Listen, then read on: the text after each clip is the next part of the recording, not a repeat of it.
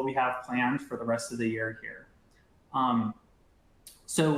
Number one, we are targeting deepening our integrations with Cloudability, Turbonomic, and Instana.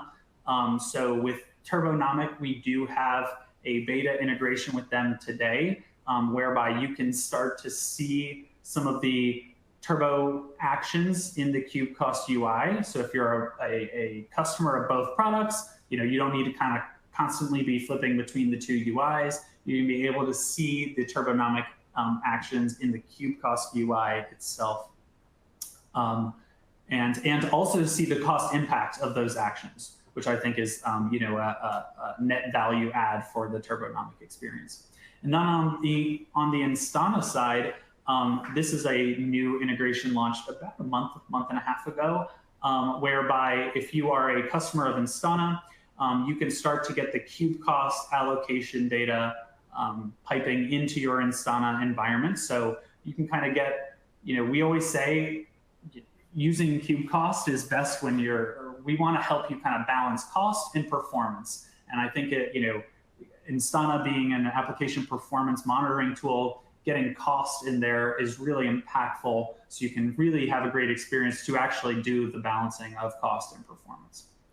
And then our integration with Cloudability, we are actively working on this right now, and actually kind of leads me into the second point. One of the things we're working on is a unified agent that will go across Kubecost, Cloudability, and Turbonomic, so that once this agent is launched, you only need to install and manage one agent, even if you're a customer or a user of all three products. You only have one agent to install and manage, which I know if you have thousands of clusters, it can be a big lift to kind of manage 3 different agents across all 3 of those products. So we're really excited about that. I think it's going to really take the user experience for customers of these 3 products, of which there are many, to the next level. And we are expecting to launch this revamped agent in, I want to say August, sometime late August. But we are going to be offering the beta, this agent as a beta, probably sometime in July. So if you're interested, again, please reach out, and we would love to get you onboarded to the beta version of this agent and start to get your feedback. I should also mention this new agent is going to be Prometheus-less. So if you're running Kubecost today, our agent requires and will install Prometheus. And we've heard a lot of feedback from customers that Prometheus can be big and heavy and difficult to manage.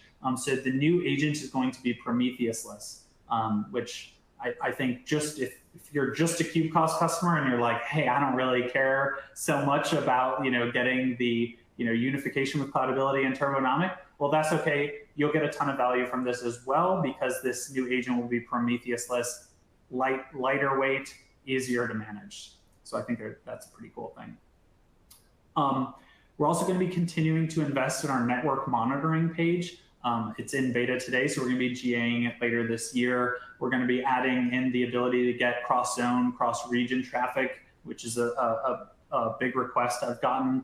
We're going to be improving the data export capabilities, and perhaps most importantly on this, we're going to be improving the scalability of it.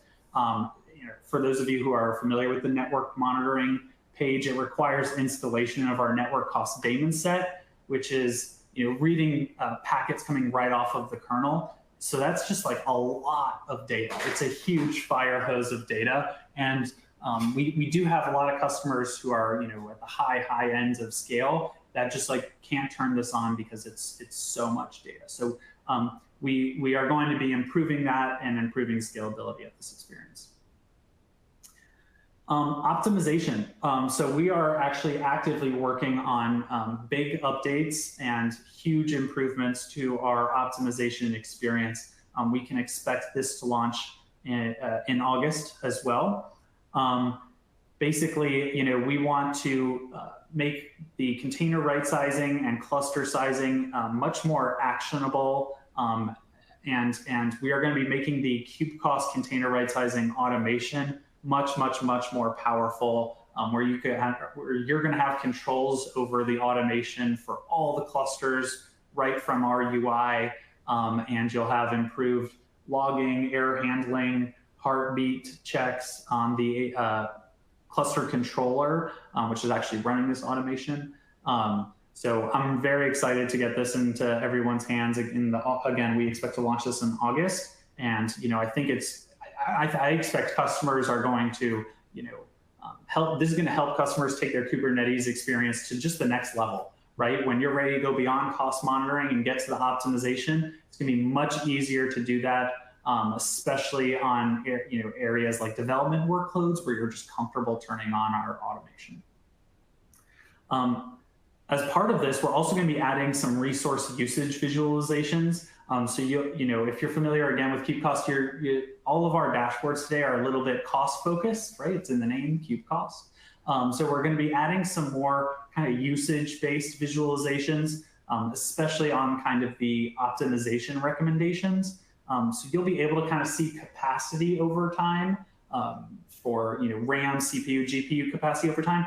And then you'll also be able to see utilization over time and kind of see how those two things compare. So if you're using like an autoscaler like Carpenter, right, your capacity is going to be super dynamic, and it'll be interesting to see like how that's trending versus your actual usage. And if you're not using Carpenter or some autoscaler, I think this will kind of highlight the need for you to do some sort of cluster sizing, which Kubecost can help with, as well as there's some open source tools that you can look at and we play nice with as well. GPU optimization, getting towards the end here. We launched in, I think it was 2.4.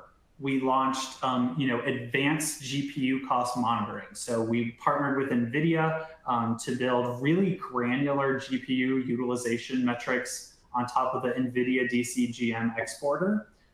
So today you're able to get, if you're an enterprise user, to be clear, today you're able to get really granular usage and see, oh, this workload is using 21% of the GPU versus without Kubecost. If it's using any GPU at all, it just says, it's either 0, 1. It's either using GPU or it's not. Kubecost is able to get you exactly what % of that GPU is being used. And based on that, today, again, we're able to give recommendations for, hey, look, this workload's only using 21% of the GPU. You've got another workload that's using like 40% of a GPU. Like, we recommend sharing these two workloads or setting up sharing techniques on this GPU chip so that these two workloads can consume one GPU instead of running across two.